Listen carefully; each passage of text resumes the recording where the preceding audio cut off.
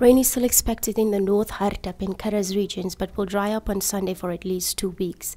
It is however expected to continue again a week later in places such as Grootfontein, Chumep and Otavi. Okay, there was some tropical moisture in circulation the past 2 weeks.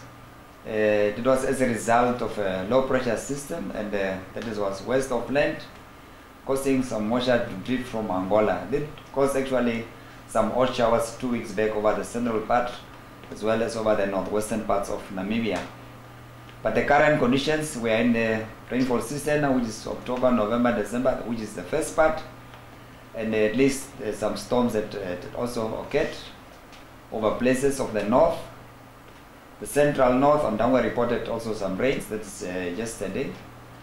Apart from rainfall, Gobatsi stated that windy conditions can also be expected over the southern and western parts of the country this week.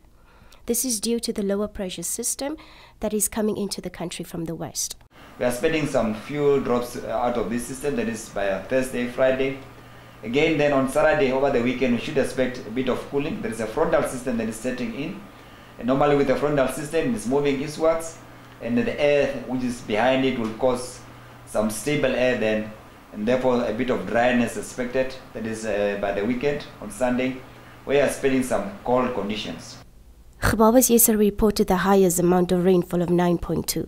Rainfall that was reported in other areas were Hasiokotaka Airport 4.0, Okahau 3.2, Ondangwa 2.5 and Enene 0.1.